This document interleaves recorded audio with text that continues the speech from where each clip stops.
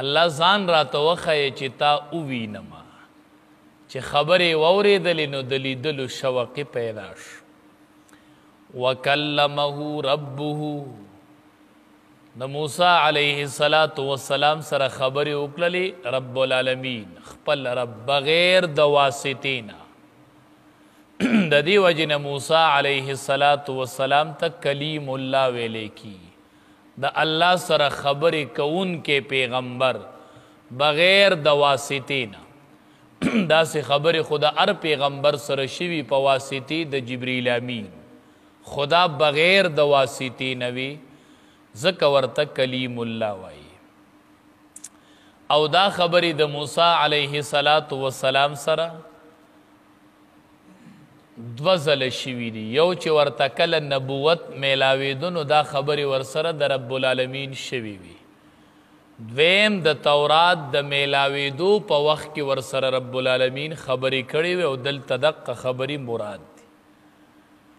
او د دې خبرو تفصیل علما وایي دا الله تعالی ته معلوم دی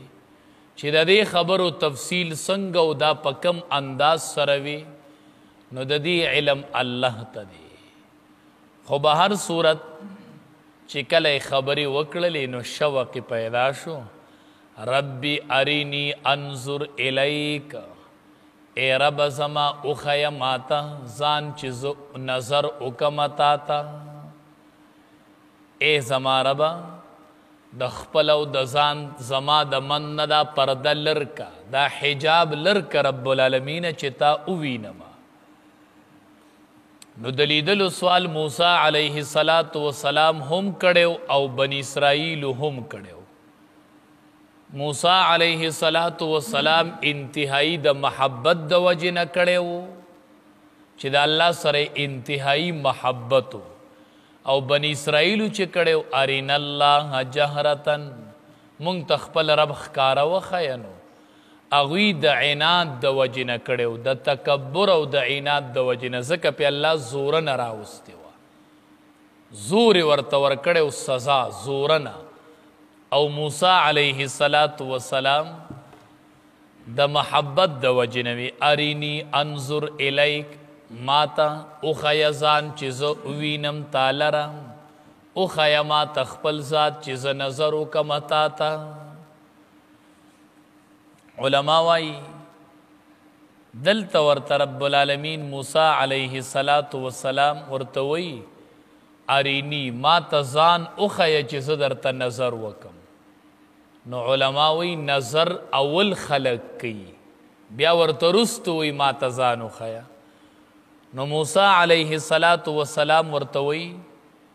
چې لیدل خو اله کیږي چې اول سړی نظر وکړي نو موسی علیه السلام ورته وایي ماته ځان وښیه چې زه درته نظر وکړم نو خلق اول نظر وکړي بیا لیدل کیږي نو علما وایي جواب دا دی چې دلته د ارینی معنی دا ده چې ما قادر کا په خپل دیدار باندې ارینی معنی ده رب ای رب زما ارینی ما قادر کا مال قدرت را کا پخپل دیدار باندې پرده د من نه لرکا نو انظر الیک اول ته مال قدرت راکه نو بیا به زه تا ته نظر وکما نو دا ټیک ده چې نظر به د دې نه وروستو کیږي اول الله مال قدرت راکه د لیدلو نو انظر الیک نو بیا به زه نظر وکم تا ته وی الله قدرت راکه چې ودینم چې نظر درته وکم پرده د من نه لرکه رب العالمین ورته څه جواب ورکو قال لن ترانی تما نشی لیدلی هرگز موسی علیه السلام ته وایي ته زما په لیدلو باندې په دې عالم کې قدرت نه لري په دنیا کې تما نشی لیدلی نو آیا د الله لیدل په دنیا کې ممکن دی او که نه دی علماء وی ممکن دی که ممکن نوی نو رب العالمین به داسې ویلي چې لن اورا زه نشم لیدلی کېدلی موسی علیه السلام ته رب العالمین داسې نه وی چې لن اورا زه نشم لیدلی کېدلی نه لیدلې کېدلې شمه خو لن ترانی ته مې نشي لیدلې. نو معلومیږي دا چې د الله پاک د دې آیات مبارکه نه معلومیږي چې د الله تبارک و تعالی لیدل په دنیا کې ممکن دي، خو واقع شوي نه دي. چا لیدې نه دی خو لیدلی ممکن دي. معتزله وایي چې د الله تعالی دیدار چې دی هغه ممکن نه دی په دنیا کې، بالکل د الله د دیدار نه هغې منکر دي. او دلیل څه نیسي؟ وی لن ترانی، دا لن چې دی وی دا د نپي د تعبید د پاره راځي، همیشه د پاره تما نشي لیدلی. چې د الله تعالی لیدل چې دی دا به په آخرت کې کیږي، دا به واقع کیږي. دا د احادیثو نه ثابت دي چې لوی نعمت چې مؤمنانو ته میلاویږي، نعمت عظما، د ټولو نه لوی نعمت هغه د رب العالمین زیارت دی. دا به په جنت کې کیږي. او په دنیا کې د الله لیدل ممکن دی، عقلا ممکنه ده، خو واقع شوي لا نه دي. او الله چا په دنیا کې لیدلې نه دی، خو ممکن دي. څنګه؟ د هغې دپاره دلیل څه دی چې د الله لیدل ممکن دي؟ یو دلیل دا دی چې رب العالمین موسی علیه السلام ته وایي لن ترانی، ته هرګز ما نشي لیدلی. نو دی ورته ونه وي چې لن اورا، زه نشم لیدلی کېدلی.